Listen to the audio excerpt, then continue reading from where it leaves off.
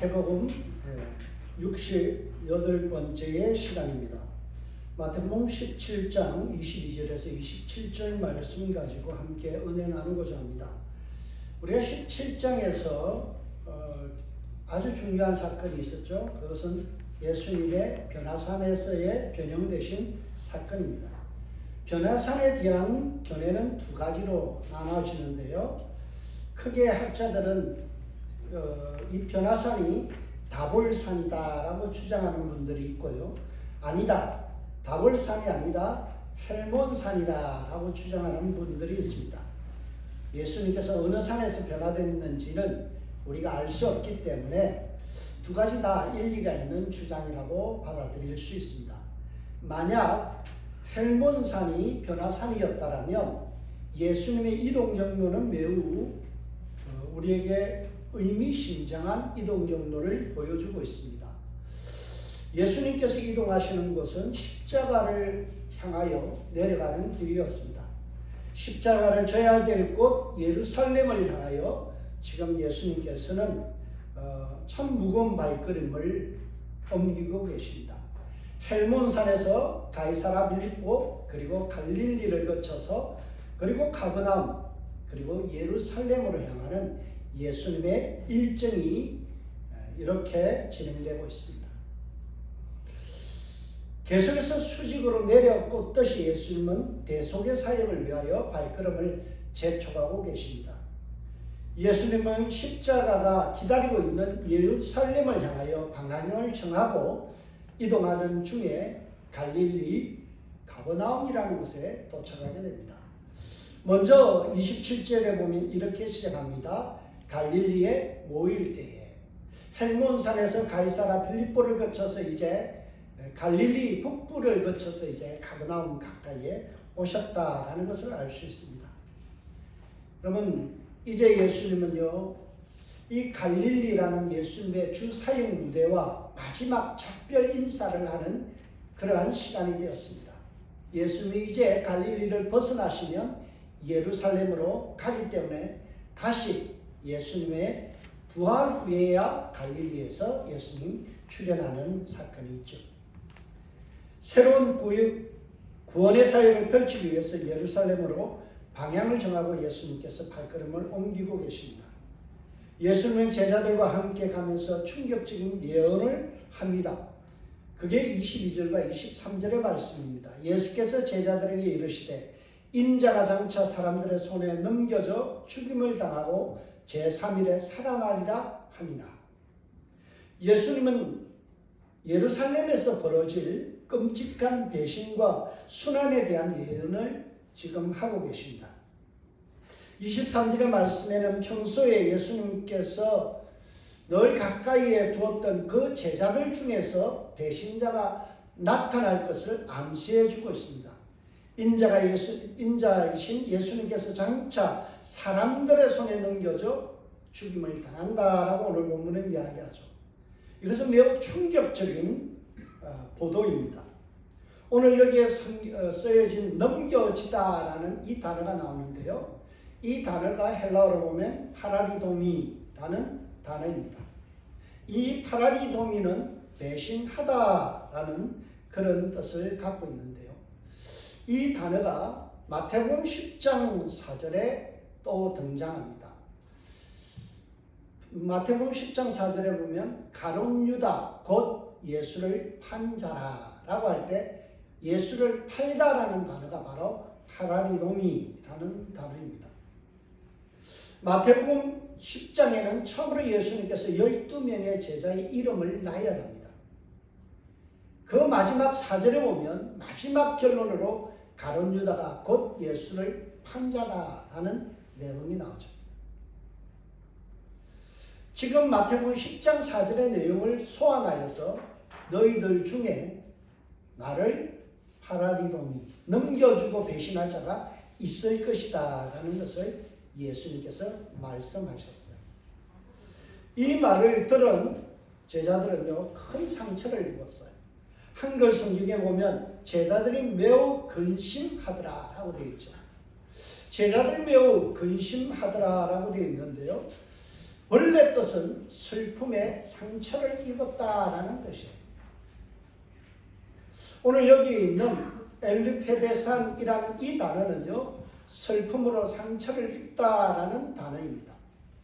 이 단어가 마태복음 26장 22절에도 사용되었는데, 너희 중에 한 사람이 나를 팔리라 하시니 그들이 몹시 근심하여 각각 여짜오되 주여 나는 아니지요 라는 제자들과 예수님의 말씀 속에서 나타나는 단어가 바로 근심하다라는 단어예요. 이 근심하다라는 이 단어는요, 매우 슬픔의 상처를 입다라는 뜻입니다. 제자들은 너희들 중에 배신자가 있을 것이라는 그 예수님의 말씀에 그들은 충격을 먹었고, 그리고 매우 슬픔에 빠질 뿐만 아니라 상처를 받았다라고 되어 있습니다. 여러분, 이상하지 않습니까? 제자들이 예수님의 말씀에 왜 슬퍼하고 상처를 받았을까요? 무엇이 상처가 되었을까요?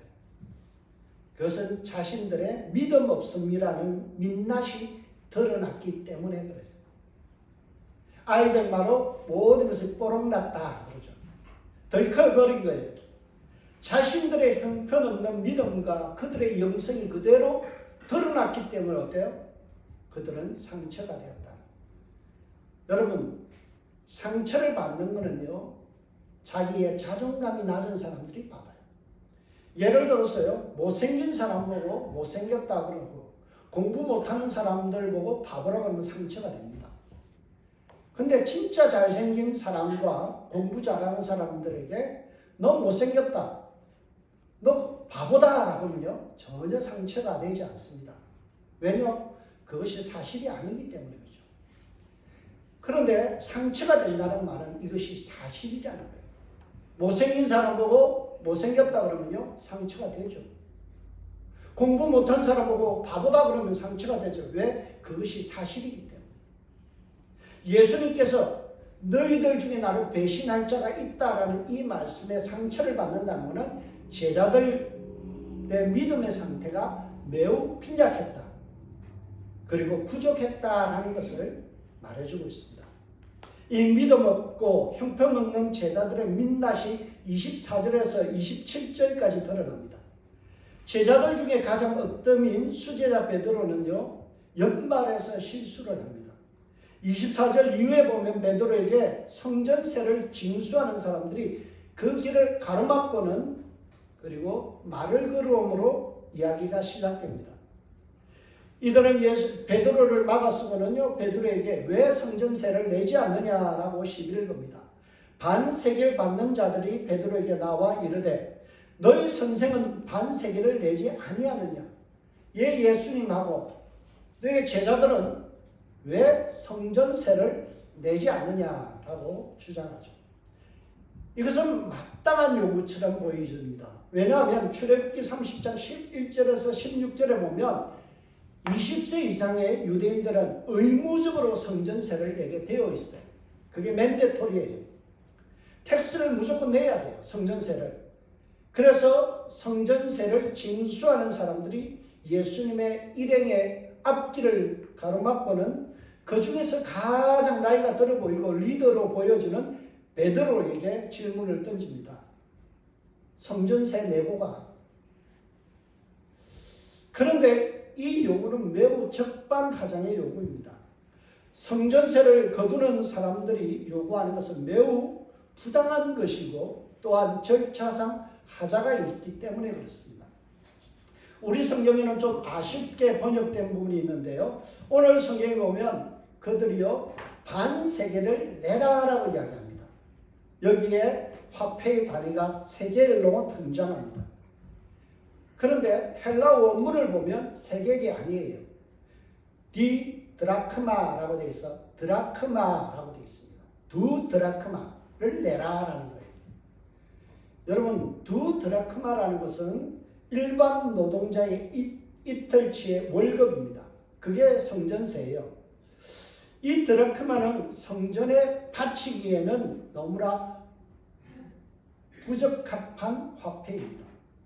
왜냐하면 드라크마는 성전에서 통용할 수 없는 로마의 화폐이기 때문에 그렇습니다. 성경에 등장하는 데나리온, 드라크마, 아사리온, 고드란트, 렙돈이라는 이 화폐는 모두 로마의 화폐입니다. 마태는 지금 성전세를 거두는 화폐가 잘못되었음을 우리에게 지적해 주고 있습니다. 두 드라크마를 내라는 성전 징수자들의 이 행위가 아주 잘못됐다는 거예요. 여러분, 우리가 성경의 마태복음 22장 21절에 보면 어떤 내용이 나옵니까? 거기에 보면 마태복음 22장 21절에 보면 사람들이 이 데나리온을 가지고 와서 예수님께 질문하죠. 이 데나리온을 가지고 세금을 내는 게 맞습니까? 아닙니까? 라는 질문을 던집니다. 그때 예수님께서 데나리온을 보시고는 뭐라고 그래요? 이르시되 가이사의 것이니다. 이게 뭐예요? 가이사의 것이라는 것은 드라크마라는 거예요.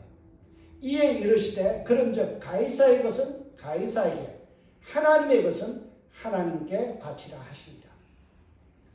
가이사의 것, 이것은 세상에서 나가서 시장에서 물건을 사고 파는 데는 쓸 수 있는 거예요. 그러나 성전에 하나님께 드리는 데는 드라크마는 부적격하다라는 거예요. 엄밀하게 말해서 성전세는 유대인들이 사용하고 있는 세겔로만 징수해야 합니다. 하나님의 것은 하나님께 바치는 습관이 유지되어야 되는 거죠. 유대인들이 사용하는 이 화폐 단위는 세겔, 또 성경에 보면 베가라는 단어도 나오고요, 게란, 그리고 달란트라는 단어가 나오죠. 이것은 유대인들이 사용하는 화폐입니다. 제대로 성전세를 거두려면 반 세겔을 요구해야 되는 거죠. 우리 성경에는 세겔로 요구한 것처럼 되어 있지만 원문의 성경, 헬라어 성경에는요, 디 드라크마라고 해서 드라크마로 요구했다라고 되어 있어요. 성전에서 파견된 징수자들은 이 세금을 거두는 사람들이요, 편리성을 위해서 그 당시 널리 통용되는 로마 화폐인 드라크마를 가지고 징수하기 시작했어요. 그래서 매우 불편부당한 요구입니다. 성전세는 성전에서 통용되는 세겔로만 결제해야 합니다. 여러분, 우리가 잘 아는 내용이 있죠. 예수님께서 마태복음에도 나오고 사복음서에 다 나오는 내용이 성전을 깨끗게 하신 예수님의 사건입니다. 예수님께서 어느 날 성전에 가서 방문하셨는데요, 거기에 돈 바꾸는 사람들, 또 비둘기 파는 사람들의 상을 엎으셨죠. 여러분, 여기에 보면 등장인물이 누가 나와요? 돈을 바꾸는 환전자들이 나옵니다. 환전을 했다라는 말은 성전 안에서 통용되는 화폐가 다르고 세상에서 통용되는 화폐가 달랐다는 거예요. 그래서 환전상들은 성전에 출입하는 사람들에게 세상 돈, 로마의 돈을 받고는 어떻게 합니까? 세겔로 환전해 주는 거예요. 대신에 1대1의 환율이 아니라 1대5라든지 이런 식으로 해서 굉장히 높은 이유를 착복하는 그런 부조리가 있었어요. 그래서 예수님께서 성전에서 상을 뒤엎어버리죠. 그러면 성전에서는 오로지 하나님이 명령하신 주화, 화폐만 사용해야 돼요. 성전세를 거두는 사람들이 하나님께서 원하시는 화폐가 아니라 로마의 화폐를 가지고 지금 징수하겠다라는 거예요. 그러한 잘못된 요구에 베드로는 어떻게 반응하나요? 매우 성급하게 대답합니다. 이르시되 내신다. 이르시되 내신다라고 되어 있지만 우리 성경은 조금 번역이 부족한데요. 어떤 의미인가 하면 당근이지요. 물론이지요. 그런 뜻이에요. 당연하다라는 거예요. 이 대답은 베드로가 예수님께 물어보지도 않고 자기 멋대로 대답한 거예요. 어떻게 그것을 알 수 있나요? 24절에 보면 예수님은 지금 어디에 계세요? 집 안에 계시고 베드로는 길가에서 성전 징수자들과 대화를 나누고 있어요. 예수님과 베드로는 물리적으로 집 안과 집 밖이라는 이 거리적인 차이가 있기 때문에 그래서 예수님에게 물어보지는 않았다는 거예요. 그리고 성경에는 예수님과 상의한 흔적이 없습니다. 베드로는 그 당시 드라크마로 세금을 내라는 이 잘못된 관행에 대해서 그냥 무턱대고 수용해버리는 거죠. 당연히 세상 사람들이 통용하는 그 관념과 세계관을 그대로 받아들이고는 물론이지요, 당연하지요 라고 대답해버린 거예요. 이것이 바로 베드로의 실수입니다. 베드로는 예수님께 여쭤봐야 됐어요. 베드로는 자신이 갖고 있는 상식과 관습과 전통을 무비판적으로 받아들일 것이 아니라 예수님께 여쭤보고 이것이 과연 성경적인 태도인가 요구인가를 따져봐야 된다는 거예요. 여러분, 우리는 세상에 발을 붙이고 살아가기 때문에 우리는 세상이 끄는 대로 끌려갈 때가 많아요. 우리는 학교에서 공부를 하기 때문에 어때요? 진화론을 배우게 되죠. 세상 사람들의 논리를 가지고 그렇게 살아가는데 아주 익숙하기 때문에 성경에서 말씀하는 그러한 행위가 아니고 그러한 요구가 아님에도 불구하고 우리는 그냥 당연하게 받아들일 때가 있다라는 거예요. 그래서 심리학자 셀리그만이라는 사람이 이런 말을 했어요. 학습된 무기력을 경계하라. 학습된 무기력. 사람들이 그냥 주워 들은 것들, 그냥 세상 사람들이 내게 더 씌워놓은 그 생각들을 그대로 받아들여서는 안 된다는 거예요. 이것은 매우 잘못된 태도입니다. 로마서 12장 2절에 보면 예수님께서 바울이 우리에게 무슨 말씀이에요? 너희는 이 세대를 본받지 말고 오직 마음을 새롭게 함으로 변화를 받아 하나님의 선하시고 기뻐하시고 온전하신 뜻이 무엇인지 분별하도록 하라. 로마서 11장까지는 교리에 대한 이야기예요. 구원에 대한 이야기예요. 그리고 이 12장에 넘어오면 그러므로 너희가 구원받았기 때문에 이 세대를 본받는 삶을 살아서는 안 된다는 거예요. 근데 여기서 본받다라는 단어가 참 재밌는데요. 그게 어떤 뜻인가 하면 이런 뜻이에요. 찍어내다. 찍어내다. 붕어빵 틀에다가 찍어내듯이 찍어내다. 세상이 나를 찍어내는 대로 찍혀 나와서는 안 된다는 거예요. 세상은 많은 세속적인 사고와 세속적인 것을 가지고 우리를 찍어내려고 그래요. 그래서 바울이 우리에게 뭐라고요? 너희들 찍혀 나오지 말라는 거예요. 붕어빵의 틀에 그냥 부으면은 그 틀대로 찍혀 나오는 삶이 아니라 성경대로 살아가면서 그것을 우리가 연습해야 된다. 베드로처럼 성도님들 중에서요, 세상 문화나 관습이 우리에게 요구하는 대로 끌려가는 사람들이 있어요. 당연하게 받아들이고 그래, 그게 당연하다라고 생각하죠. 덮어놓고 세상이 이야기하는 대로 예스 대답해버리는 사람들이 있습니다. 저는 학창 시절에 CCC라는 곳에서 훈련을 받았어요. 캠퍼스 크루세이드 포 크라이스트라는 여기서 미국에서는 크루라고 하죠. CRU라는 단체인데요. 매우 큰 단체입니다. 거기서 선교단체에서 제가 아주 열심히 했는데요. 그때 저를 가르쳤던 간사님 스텝이 참 우리에게 늘 강조하는 말씀이 있었어요. 그게 뭔가 하면 성령보다 기도보다 앞서지 말라. 성령보다 기도보다 앞서지 말라는 거예요. 어떤 일이 벌어졌을 때 기도했냐? 어떤 사건이 벌어졌을 때 너 기도부터 했냐? 성급하게 판단 내리고 성급하게 전화하고 성급하게 어떤 일을 해나가기 앞서 성령보다 기도보다 앞서지 아니하고 하나님께 무릎 꿇고 하나님 이 문제를 어떻게 해야 될까요? 지금 이 상황에서 내가 할 일이 무엇인가요? 성경적으로 가르쳐 주세요 라는 것을 우리에게 가르쳐 주셨어요. 여러분, 저도 여러분들에게 말씀드리고 싶은 것이 이 부분입니다. 성령보다 기도보다 앞서면 죄입니다. 하나님이 싫어요. 역대상 10장에 보면 14절에 하나님께서 사울을 버린 이유를 이렇게 이야기합니다. 여호와께 묻지 아니함으로 여호와께서 그를 죽이시고 그 나라를 이새의 아들 다윗에게 넘겨주시니라. 여러분 다윗을 보면요, 다윗이 항상 여호와께 여짜와 이르되, 바울은 늘 하나님께 성령보다 기도보다 앞서지 않고 늘 기도하는 사람이고 하나님의 뜻을 묻는 사람이었어요. 하나님이 사울을 패한 이유가 뭐라고요? 내게 묻지 아니하므로 성령보다 기도보다 앞서가는 삶이었기 때문에 그를 죽이시고 버렸다라는 거예요. 이건 매우 중요한 사건입니다. 사울과 다윗의 차이는 딴 데 있는 게 아니에요. 성령보다 기도보다 앞서느냐 아니냐의 차이죠. 베드로가 경솔하게 물론이지요 대답한 후에 예수님께서 계시는 집으로 들어갑니다. 예수는 베드로의 실수를 알아차리고는 이렇게 질문합니다.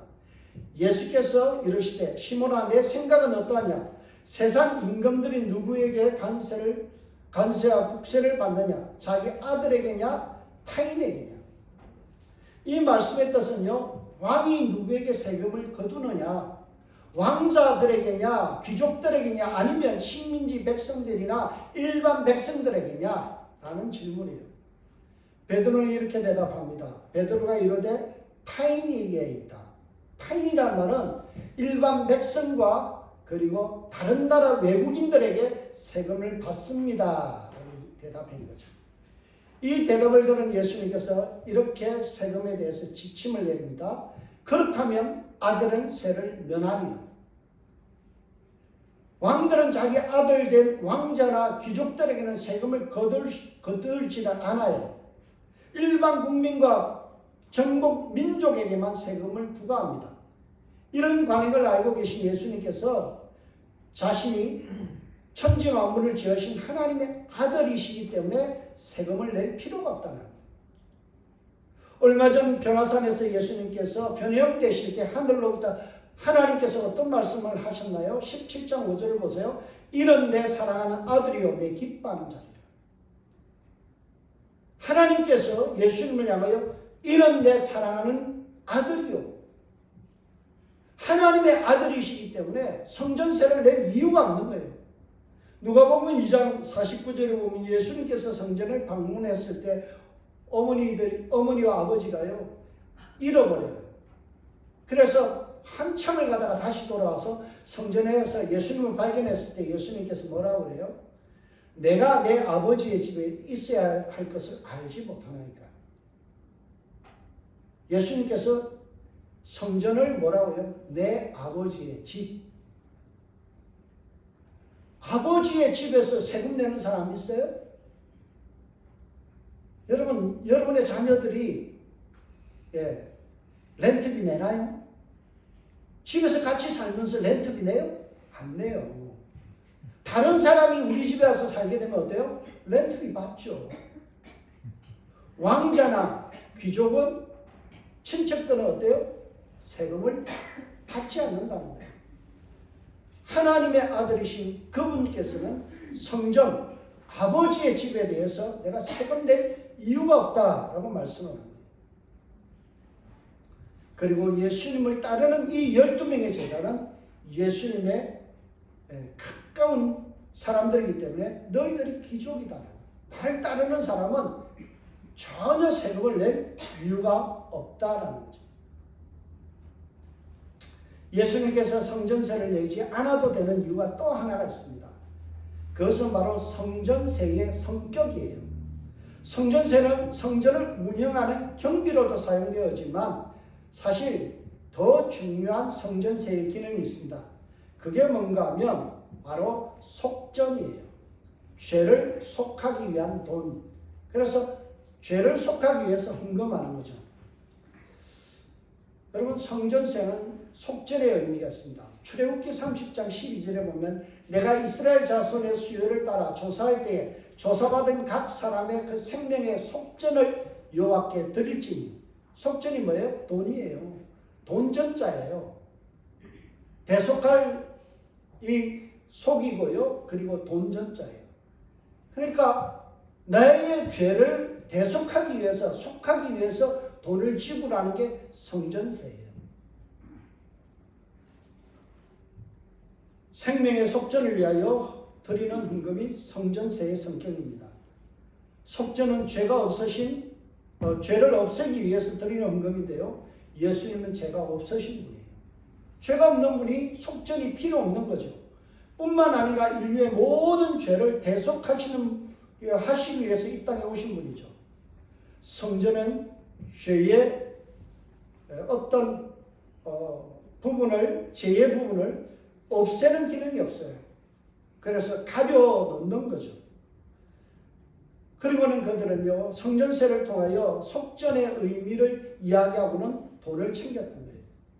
예수님은 십자가에서 죽으심으로 무료로 우리에게 프리로 죄를 용서하신 이 속전의 일을 이루셨죠. 골로새서 1장 12절에 보면 어떤 내용이 나옵니까? 그 아들 안에서 우리가 속전을 곧 죄사함을 얻었느니라. 여러분, 우리가 죄사함 받는 거는요, 돈을 내서 죄사함 받는 게 아니에요. 여러분이 헌금한다고 여러분의 죄가 속해지는 게 아니에요. 면죄부를 산다고 해서 우리의 죄가 없어지는 게 아니에요. 여러분이 열심히 봉사한다고 죄가 없어지는 거예요. 천주교가 아쉬운 게 하나 있어요. 그게 뭔가 하면 보속이라는 게 있어요. 어떤 죄를 지으면요, 신부가 그렇게 너 앞으로 몇 달 동안 교회 와서 청소해라. 그럼 너 죄가 사해진다. 보속. 뭔가를 행위를 통해서 내 죄가 없어진다고 하죠. 그러나 우리의 행위로서 구원받는 게 아니죠. 우리 죄가 없어지는 게 아니죠. 그 아들 안에서 우리가 속전이 이루어진다라는 사실이에요. 그래서 우리가 성전세를 내는 것은 매우 부당한 것이고요. 잘못된 방식이죠. 성전세는, 여러분, 헌금은요, 은혜에 감사해서 드리는 거예요. 자발적으로 드리는 거예요.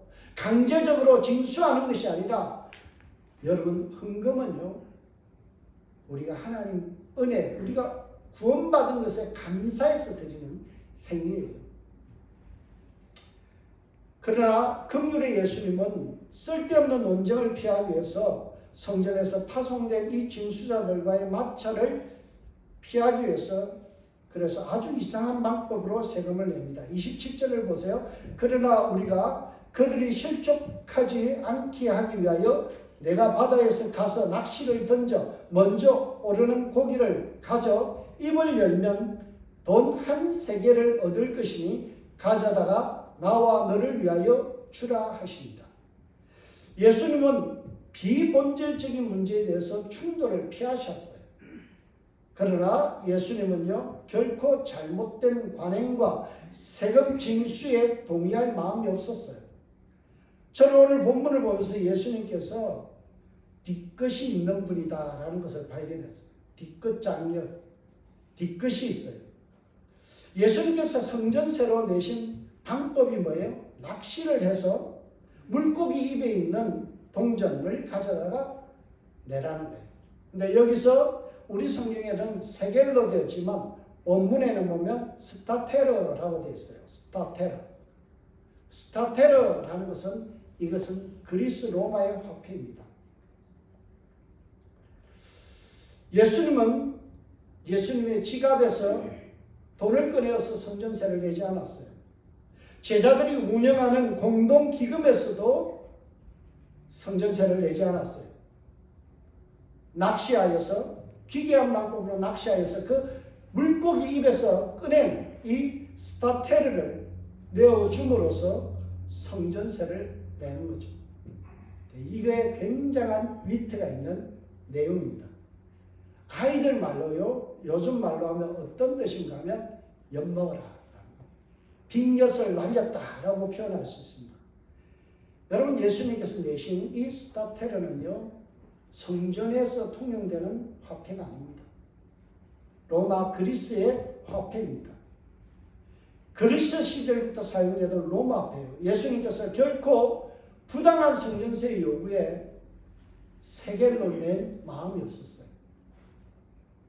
그래서 원래 성전세를 내야 될 화폐인 세겔이 아닌 가이사의 것으로 내어버린 거죠. 한마디로 거룩한 성전을 위해서 파송된 자들에게 이 돈, 이 더러운 돈이나 먹고 떨어지라는 거예요. 스타테를 던져주면서 예수님은요, 이거 먹고 떨어지라. 매우 위트가 있는 예수님이죠. 불필요한 충돌은 피하지만 불의에 대해서 항거하는 예수님의 뒤끝 장렬의 모습을 우리는 보게 됩니다. 예수님은 세금 징수자들의 요구에 응하지 않고 결국에는 그들의 잘못된 것을 끝까지 물고 늘으십니다.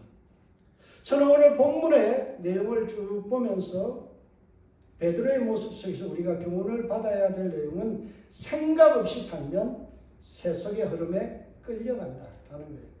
세상이 찍어내는 대로 찍혀나갈 수밖에 없고요. 아무리 제자라 할지라도 가룟 유다처럼 배신자로 전락할 수 있다라는 거예요. 그래서 우리가 어떻게 살아야 될까요? 정신 바짝 차리고 살아야 돼요. 성경보다 기도보다 앞서서는 안 돼요. 어떤 일이 일어나면요, 성경을 펼쳐놓고 말씀 묵상해야 돼요. 엄격결에 여러분들이 전화받고 그렇게 대답하지 마세요. 하나님께 기도하고 성경을 펼쳐놓고 큐티하면서 하나님의 말씀이 우리에게 뭐라 그러는지 그것을 따져가면서 살아가는 것이 그리스도인이에요. 그리스도인을 프로테스탄트라고 하죠. 항거하는 자, 저항하는 자라는 뜻이에요. 그리스도인이 뭐하는 사람이라고요? 세상의 물살, 세상의 어떤 요구에 대해서 저항하는 사람. 세속적인 요구에 대해서 거절할 수 있는 사람. 세속이 우리를 찍어내려 할 때 아니요, 나는 당신들이 요구하는 대로 지켜나가지 않겠습니다. 나를 붕어 털에다가 붕어빵 털에다 집어넣으려고 하지 마세요. 나는 하나님의 말씀대로 살겠습니다 라고 말할 수 있는 사람들이 그리스도인이에요.